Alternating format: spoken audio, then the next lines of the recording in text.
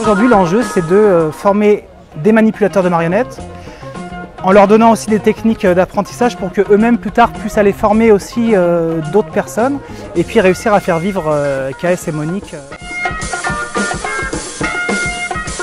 La journée d'hier s'est très bien passée.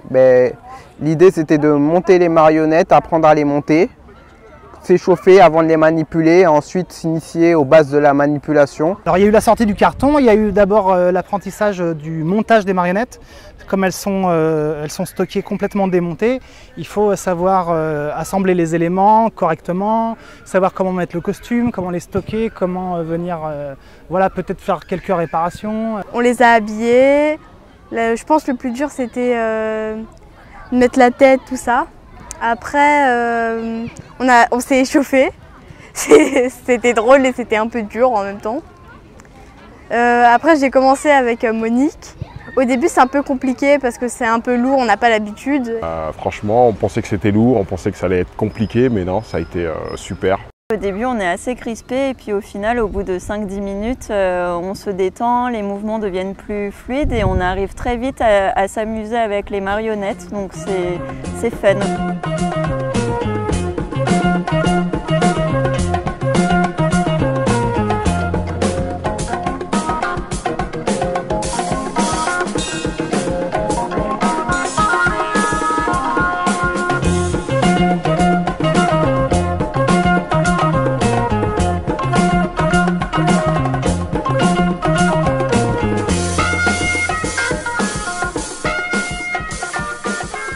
C'était agréable de les découvrir, hein. Les voir en vrai, c'était émouvant. Parce qu'elles ressemblaient, notamment Monique, ressemblait beaucoup au dessin que les enfants avaient fait. Un des enfants de la classe ressemble à KS. Donc c'était émouvant. Pour l'avenir du projet, ce serait intéressant de faire voyager les marionnettes dans différentes structures de la ville. Donc tout en formant les personnes à la manipulation. Car je pense qu'en fait, plus on sera nombreux à savoir les manipuler, et plus on pourra les utiliser lors de manifestations, donc ça pourrait être très intéressant. Les marionnettes, il faudrait les faire participer à tout ce qui est festif, tout ce qui est fête de la ville, tout ce qui est fête de quartier. Voilà, ça fédérerait les personnes du quartier, ça anime le quartier, voilà, c'est un peu les mascottes. Donc à la suite de cette formation, on a organisé une réunion avec les habitants du quartier Nord. Et l'idée, c'était de réfléchir à l'avenir de Monique et KS dans le quartier et plus largement dans la ville. Et donc savoir qui allait s'en occuper, quand est-ce qu'on allait les sortir, où est-ce qu'elles allaient être stockées, puisqu'elles sont à Villeneuve pour le restant de leur jour. Le projet, c'est que ces géants soient un peu en itinérance dans la ville, dans les différents quartiers de la ville pour l'année prochaine.